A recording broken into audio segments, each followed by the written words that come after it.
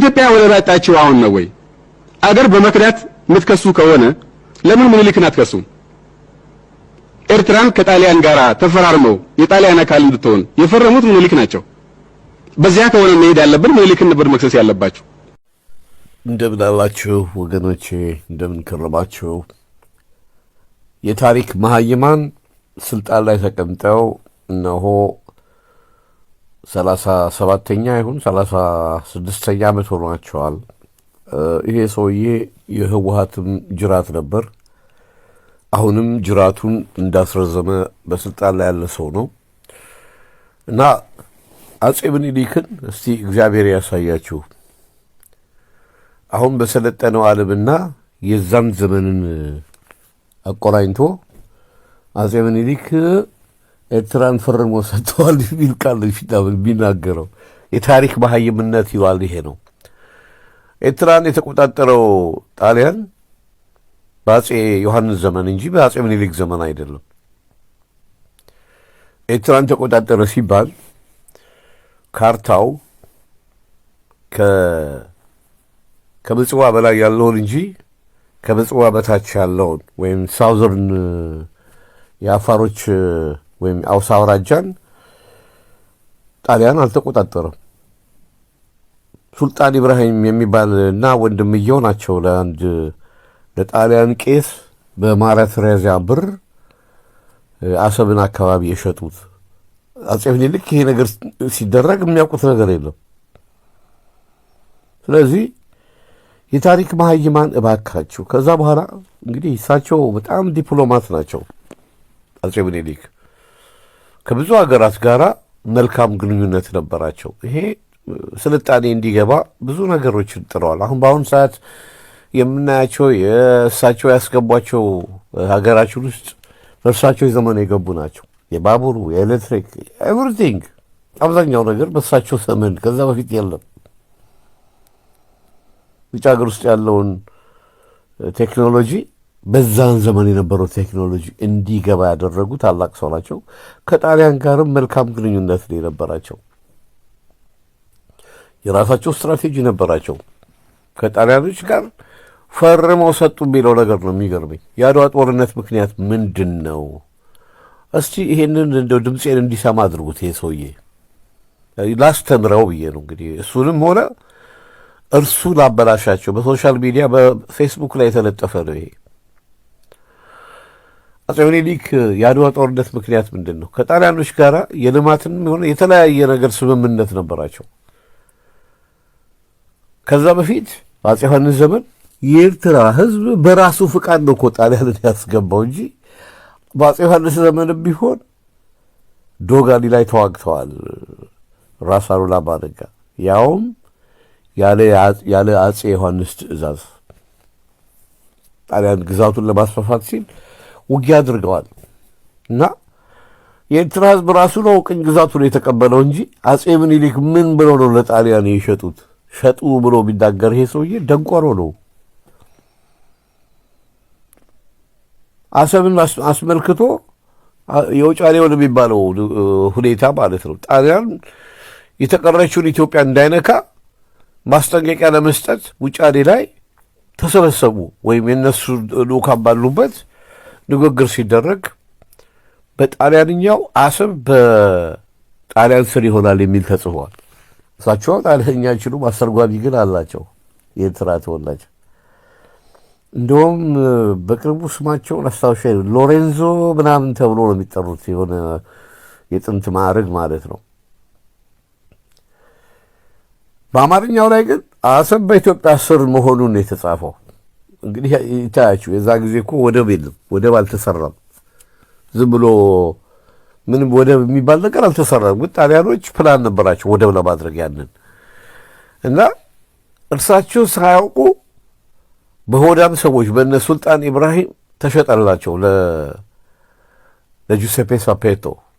ጁሴፔ ሳፔቶ እንግዲህ ይሄ እኛ በትምህርት ቤትም ተምረነዋል ይህን ታሪክ። እና አጼ ምኒልክ ያ ውል ተፈራረሙ። ሲፈራረሙ እሳቸው የሚያውቁት አሰብ ወይም ዛት ሳውዘርን ሬድ ሲ ኮስት የደቡብ ቀይ ባህር በኢትዮጵያ ስር መሆኑን የሚያውቁት። ወደብ አላሰሩም ብላላሰሩም እዛ ቦታ ላይ ምንም ስልጣኔ የለም እኮ ባዶ ቦታ ከሆነ የነበረው። ግን ጣሊያኖች ግን ስለላ ሲያደርጉ ያን ቦታ አይተው ያው ጠቅልሎ ለመያዝ መጡ። ከዛ በኋላ ፊርማው ከተደረገ በኋላ ኧረ ይሄ ነገር ስህተት አለው ብሎ ይነግራቸዋል ያ አስተርጓሚው። ጣሊያንኛው ላይ የተጻፈው እኮ አሰብ በኢትዮጵያ ስር ባለው በጣሊያን ስር ነው ይሏቸዋል። ከአሁን ሰዓት ጀምሮ ፊርማውን ቀድጀዋለሁ አሉ። ተቀደደ። የውጫሌ ውል መፍረስ የሚባለውን ታሪክ አያውቅም ይሄ ሰውዬ። እንግዲህ ይህን ድምፁ የተነገረው በህወሓት ዘመን ነው፣ የቆየ ነው።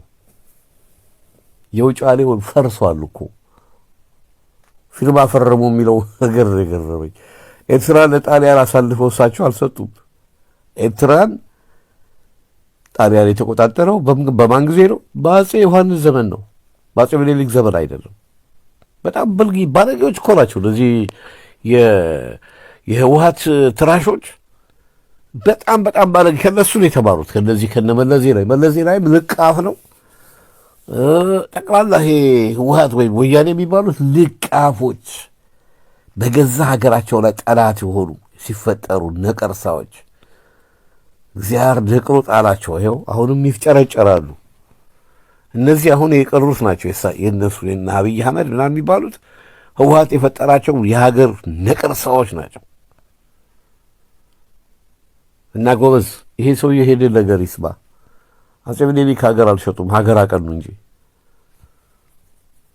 በመሳፍንቶች ተከፋፍላ የነበረችውን ሀገር እንደገና አንድ ያደረጉት ታላቅ ሰው ናቸው። ክብር ለሚገባቸው የኦሮሞ መሳፍንቶች ከፋፍለው የአባ ጅፋር የሚባል ወርጂ።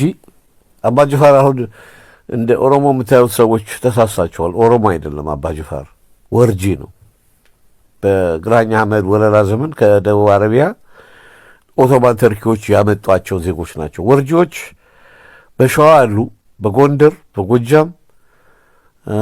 በኦሮሞ ያሉት ራሳቸውን አይደንቲፋይ ለማድረግ ከፊቱ አባ የሚል ጽሑፍ አባ የሚል እንትን አላቸው፣ መጠሪያ አላቸው።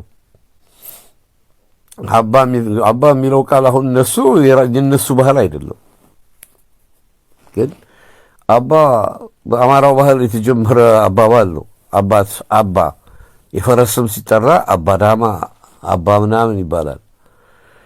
እነሱ ምን አደረጉ? ከኦሮሞ ለየት ብሎ ለመታየት የኦሮሞ ወርጂዎች በተለምዶ ይባላል እንጂ ወርጂዎች ከአረብ ሀገር የመጡ ናቸው። እና አባ ከሪ፣ አባ ደመቅሳ፣ አባ ምናምን፣ አባ ቦጋለ፣ አባ ምናምን ቦጋለ እንኳን የለም። ግን አባ ሚል የኦሮሞ ሰው ከሰማችሁ ወርጂዎች ናቸው።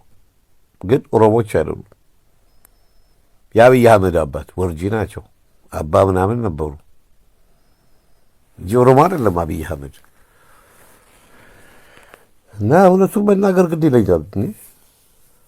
አትጃጃሉ። የዘመኑ ወጣቶች ታሪካችሁን እወቁ።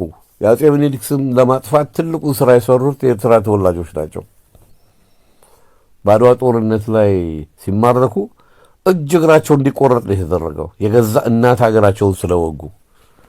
ይህንን ቅጣት አጼ ምኒልክ ብቻ ሳይሆኑ ማንኛውም ሀገር የሚያደርገው ነው። በዛን ዘመን የገዛ እናት ሀገሩን።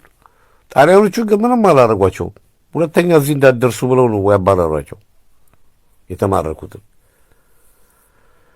ታሪክን ለማሳወቅ ነውና ትውልድ አትሸወድ። ወያኔዎች በሀገርህ ላይ የበቀሉ የገዛ ሀገርህ ጠላቶች ናቸው። ወያኔዎች እነ አብይ አህመድን ይጨምራል። ለምን? እነሱ ናቸው የፈበረኳቸው የፈጠሯቸው። በራሳቸው አምሳል ወያኔ አድርገው የፈጠሯቸው ህወሓቶች ናቸው። ስለዚህ ወያኔዎች ናቸው። ብልጽግና ስላለ አይደለም። ህገ መንግስት የሚሉት ህገ አራዊት ወያኔና ኦነግ የፈጠሩት ነው። በዚህ በህገ አራዊት የሚመራ ወይም ህዝብን የሚያሰቃይ ወያኔ ተብሎ ነው የሚጠራው። ብልጽግና አይደለም፣ ኦህዴድ አይደለም፣ ወያኔ። አመሰግናለሁ።